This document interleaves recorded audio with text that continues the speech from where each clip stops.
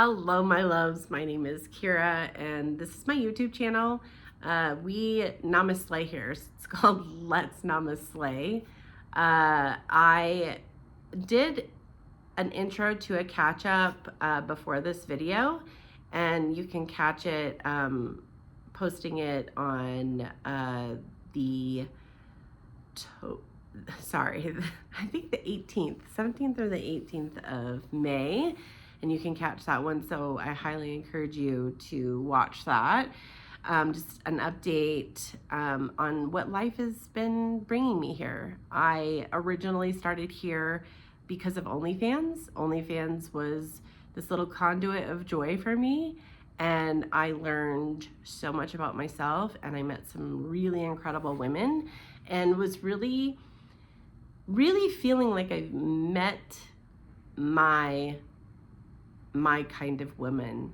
I was meeting so many of you that are just like me, very excited about your business, very nervous about the business, learning how to, talk with men.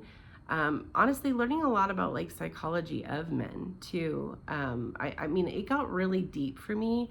And I think that that's why OnlyFans really made a huge difference in my life, is because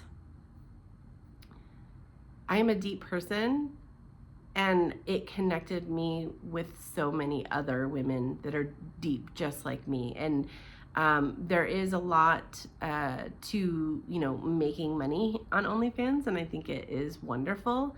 And honestly, OnlyFans is such a heavy turnover industry that it makes me really kind of believe that the woman coming to OnlyFans, like what you're meant to do, isn't always just about money. It's so much deeper. It's getting to know us, getting to know ourselves, and that's why I'm continuing doing this YouTube channel too, because like I feel like there's so much crap talked about OnlyFans girls or men and models and couples and all of this stuff. And I tend to wonder, like, all the people doing that, like, why are you judging that? Why are you judging what somebody else is doing? And most women are doing it for pleasure. They really enjoy it. And it is not anybody's business what kind of pleasure of anybody. Like, so I'm just over hearing all this bad shit talked about OnlyFans models and any porn actresses or anything like that. I'm just like so over it. So like that is what I am really standing for, is like saying, hey, spicy woman, I understand you. I see what you do. I see how many people you're helping. I see how many more people you can help, and that you are making money, and it's more money than you've made before. And that can feel a little uncomfortable. It's like a little nerve-wracking. But that's why I have really fell in love with being a coach, because all my years in business, since I've been 24, and honestly, if we're talking before, like I had other small businesses before 24, but 24 was like my first successful business. So from 24 on, all of my experience with business, all of the things that not only I have hands on, but that I've done the education, I've learned all the things. And it makes me so passionate to be able to deliver these messages to women who are in spicy industries. And honestly, I'm really honored to still be in this space and be respected as a coach and as a business owner to the industry. It makes me so fucking happy that I made it here. A quick update, if you don't watch the other one, basically I no longer do OnlyFans, and not because like for any reason other than it was soaking up too much of my time that I actually wanted to be putting into coaching. And so it has been laid to rest, but also I loved every moment that I did it. I loved learning the business. I loved meeting women who were also OnlyFans models. It was such a deep connection for me. But I think that the thing that I really took out of there in terms of learning the business is I found my people. I found my women I love coaching. Is you, the spicy creator.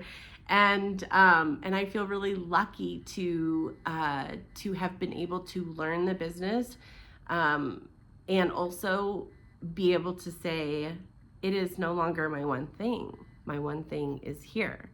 I'm super passionate about wellness. I call myself an inner engineer. There is a I don't know what he's called.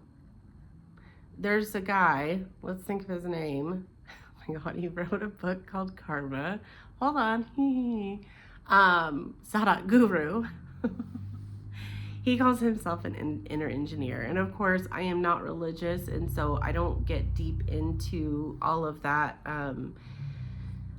talk. Not being religious is an interesting thing to me. I work to help, all kinds of people, how to work the systems within their body without having to adapt to anything, or can accept whatever it is that they are wanting to accept. But I personally am not religious for that reason, is that I want to inspire whatever you want.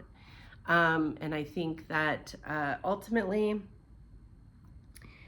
it's my happy spot. I'm so happy talking about wellness. So this is my space. Okay, so as far as getting into last year and car living, I don't know. I don't know how long this is gonna be. I had this need to be like, oh, it should be really short, or what if it's long? And honestly, I don't know where it's going to go. I kind of mentioned in the last one that I am not really going by a plan right now on these. I'm more like going on a spark of joy. And living in my car last year was the best thing I've ever done for myself. Some people say homeless. I was like calling it houseless, because like I had a home within me. I had truly fallen in love with myself. And the kicker was like, not only was I like houseless, but I had all these health issues too. But my body was literally healing itself. And that was, now in retrospect, it's really interesting to think about that. To think about like what looked like was piling on was actually creating ease, and the awareness that I've been able to do that. And in that ease and in that wellness spot, like my head junk would go back and forth about it, but just looking back on it, but I was really happy. I was so happy. And I was disconnecting from, just everything that I had responsibility with before. I was disconnecting from it and really understanding that the surrender was actually bringing more. And there was never any scary points for me living in my car ever, except for maybe like something stupid, like just when Trump made being homeless illegal. Like for a minute that made me really, really nervous. But I also was like, I am purposely choosing this life. I can go back out and do all the things and all the song and dance again. And I don't want to be there. I don't want to be in the song and dance anymore. So I consciously chose this lifestyle. And if you haven't seen any of my videos, I do talk about some of it and what it meant, and it really moved me to become more vulnerable. And even more so today, I look back on that and I'm like, wow, like there's so much to say about what I learned there. So I do plan on, sharing little tidbits of things that have come up for me in memories of living that life. But one of the coolest things for me that I was able to manifest in that time is I got 75% of my book done. Like 25% still needs to be done. But it'd been years, like absolute years, that I had started a book, and then in the middle of being able to just let go, it just all flowed out. And my book is based on my my birth mother didn't raise me, and it's called Love Letters from My Mother, and it's really inspiration on how my mother, even though she wasn't there, how it has really influenced me now as a woman. And and honestly, gaining so much compassion for mothers in general, for me, but especially for my mother. I think that was really healing for me in this, the car journey thing that I went through. So anyway, I think that really gaining this aspect of motherhood and what I wanted it to look like, because when you become a mom, no one says, here's a directional, this is how it's going to be. You, especially me, because I didn't know better, I just was in there and doing all the things and like pretty much a control freak for a lot of my motherhood. And to be able to have taken that as compassion is oh, you really felt like you needed to do all those extra things and be so much more than you really wanted, and it really burnt you out. And so as motherhood now and how it looks is I have 2 beautiful adult children who want to see me. I hear this thing you only have 18 summers with your kids. I'm sorry, that's bullshit, because I want my kids to want to see me, and I had that realization in 2018, and so I kind of made it a goal. And I have these wonderful adult children that are calling me all the time and wanting to talk to me and be with me, and I am so grateful. I'm so grateful for that. And to have the realization of sharing my son with his dad more. We as parents are not perfect, and he is a tough person to live with, and I was always scared to let my son live with his dad. And I was really is that realistic? Is he harming my son? Is he, he's not a bad dad in that way at all. He actually is very attentive, and he does the best that he can. And honestly, he is their dad for a reason. So he wanted the responsibility, so he's taking more.